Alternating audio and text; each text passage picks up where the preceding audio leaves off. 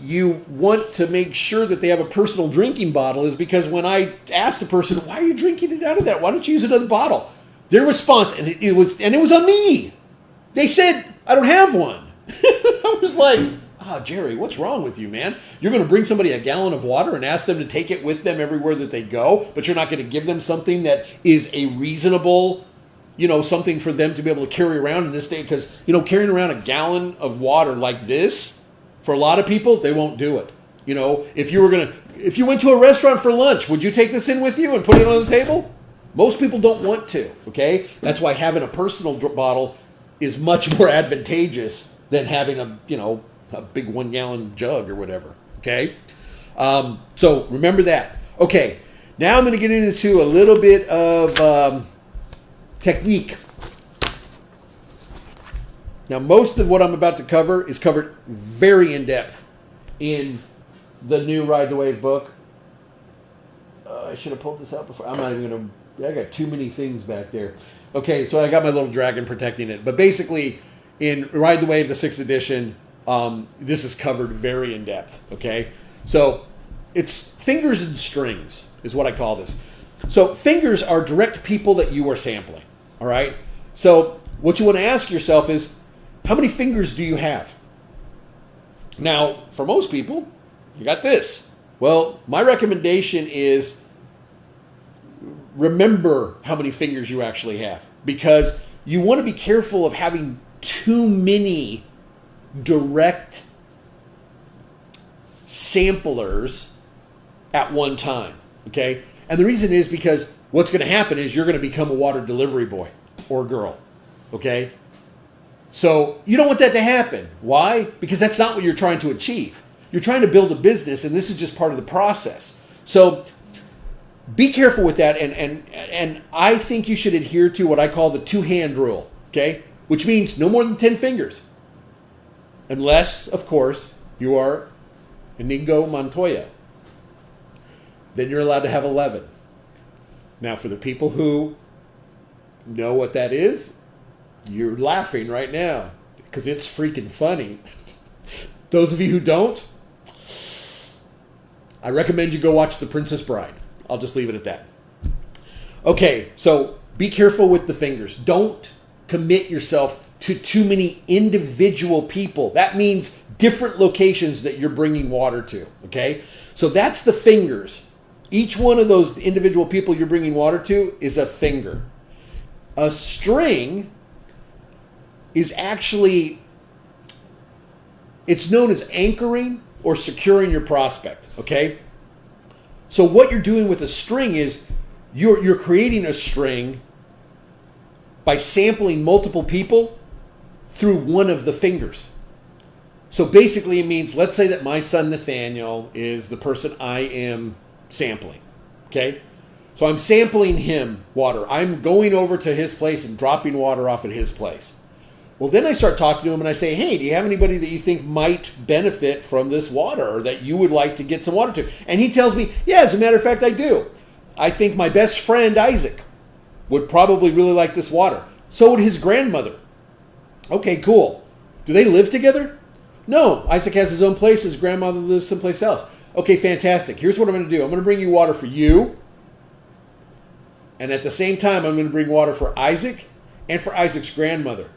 But you need to get that water to Isaac and have him get it to his grandmother. Okay. Now, I'm still only sampling. My effort is the exact same. I'm filling up a couple extra bottles. I'm going over to drop off the water to the same person I was going to drop off one batch. Now I'm dropping off 3 batches, and he's learning how to sample. Okay? That's where the strings, the anchoring is very, very... It's a very strong way to do it, okay? Because you provide the water, but the fingers actually are the ones who distribute it. And what that's doing is it's kind of teaching them how to be a distributor, how to sample water without them even knowing. All they think they're doing is just they're doing a nice gesture for people that they know by getting them water that they don't even have a machine for yet. Okay? Now, what happens then if Isaac's grandmother decides she wants to get a machine? Well, she's going to talk to Isaac and say, Isaac, I'd like to get one of these machines. How do I do it? And Isaac's going to go, I have no idea. Let me talk to Nathaniel. So he's going to go to Nathaniel and say, hey, how do I get one of these machines? And Nathaniel's going to say, well, actually, I don't even have one. I don't know. Let me talk to Jerry. I'll talk to him. So now when Nathaniel talks to me, I tell him, okay, so here's the deal. If you want to get a machine, then you can then ask Isaac if he wants to get a machine. And if he does, he can be the one that sells the machine to his grandmother. Well, he says, okay. There's a thing in sales called fear of loss. As soon as a person thinks they're going to lose something, they are motivated to do something. Okay?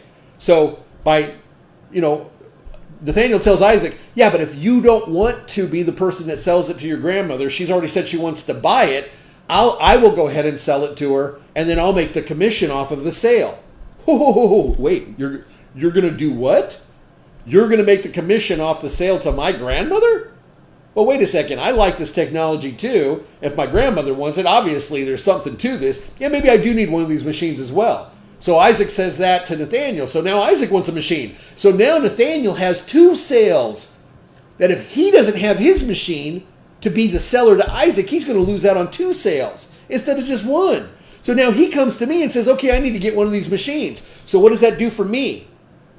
That makes 3 machine sales from the one person that I was bringing water to. That's the power in it, okay? Now, it's really important that you look for associations, not relations, when it comes to the people that you're doing. So what I mean by that is you give a friend water who gives water to one of their coworkers, and that coworker gives it to their brother who lives in a different household, and that brother gives it to a family friend who lives in a different household. Here's what you don't want to do, okay? You want to try to avoid sampling different people who live in the same house. Why? Well, because if they decide to buy a machine, they don't need to buy multiples. They don't need to buy 3 machines. So if you're sampling 3 people who live in the same house and they decide to buy a machine, they're only going to buy one. Okay? So I'm not saying don't provide the samples for everybody, but I'm saying don't think that if you go to one location and you're bringing water for 5 people, that's not 4 strings. That's not a finger and 4 strings. Okay? It's 5 fingers is really what it is. Actually, it's 1 finger because it's that household. It's 1 finger. That's all it is. There's no string. There's no other fingers. That's it. Okay? So watch that. You want associated but not living together. Okay? That's one of the biggest things is that, not living under the same roof. Okay? Now, my advice to people is creating no more than 5 fingers with 5 strings at a time. If you do that, that'll be 25 actual people that you're prospecting and sampling. And that's a lot of people. Okay? It is. So if you're doing that twice a week, you just think about the numbers. If you did 25 people in total or households in total, it could be as much as 3 to 4 gallons of water. So let's say this is it's roughly 1.25 gallons. So 4 of these is 5 gallons, okay? So let's say you had 4 of these for one family, okay? Well then, if you were sampling 25 families, you'd need 100 of these, okay? And that's why I'm trying to put this stuff in perspective for you. You'd need 100 that you're doing every 3 or 4 days. So you want to keep it in a manageable level, but always have people in the mix. You want to always have those popcorn kernels and in the pan, and you're applying the heat so that they start popping, okay? And also remember though, if you keep it at 25 or less, you are sampling that many people, but you're actually only doing the effort of providing samples to 5 individuals, because those individuals are the ones who are providing the samples in the strings. Okay, so just remember that and try to manage it, because I've had some people that are like, I'm sampling 67 people right now, and I'm like, really? Well, how many people have you anchored? What do you mean? Are you bringing that water? Are you bringing water to 67 people? Yes, I have no time for anything else. And I'm like, wow, man, that is not the way to do it. I mean, I guess it is, but if you do it more structured, you do it with more intention, then you will start getting results that are based in intention instead of luck. Okay. Now, one of the other things is people decide to get their own machine. you simply replace them with a new sample prospect until you have another 5 fingers and 5 strings. But just keep it manageable. So as soon as you have a person, and one of the things I love to do, so let's say I'm using these, and I'm giving Nathaniel the, 4 of these for his little family and everything. So every 3 or 4 days I'm coming over there with 4 of these. Well, that means I'm going to give him 8 in total. I'll have 8 dedicated to him because when he gives me those 4 back, they're his. Well, if he decides to buy a machine, I'm going to tell him, okay, Nathaniel, you know what I want you to do with those bags of water? I want you to clean them up real good, and I want you to reuse those for your first sampling. Because I don't want him to, I've already spent the money on this. There's no reason for me to take this back from him and then make him spend money. Why?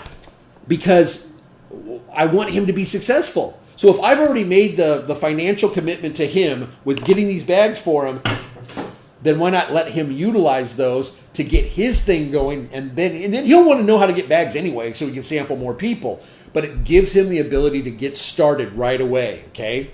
So that to me is one of the best ways that you can start sampling. Like I said, there's a lot of different methods, but anchoring and doing this, the fingers and strings, this is how I explain it. You can call it whatever you want, but I think it's a good way to do, especially because it's, if you can keep your business on one hand, it's going to make it a lot easier for you. 5 fingers, 5 strings. It's very easy, okay? That's one of the reasons that I like to do things that are easy and duplicatable, okay? So let me give you a little summary here. So the water is the foundation of our main products, and we have the ability to share it without breaking the bank. That's one of the other things that's actually really great is we're not paying a lot of money to be able to give out samples. It's not like we're buying bags of water and then giving them to people. No. Yeah, we're buying the bags. We might be buying the information to be able to give to people, but the water itself, which is the thing that actually has the most value, is the thing that is the least expensive for us to be able to share and provide people, okay? So it's without breaking the bank. So sampling, it's an excellent way to expose prospects to the water, also to the culture of Enagic, the mission, and important information as well. It's a way to expose them to all that. It also sets the groundwork for a prospect to become an effective distributor by teaching a simple, duplicatable process and the fundamentals of sharing water. So those are the things that I think if you, like I said, water sharing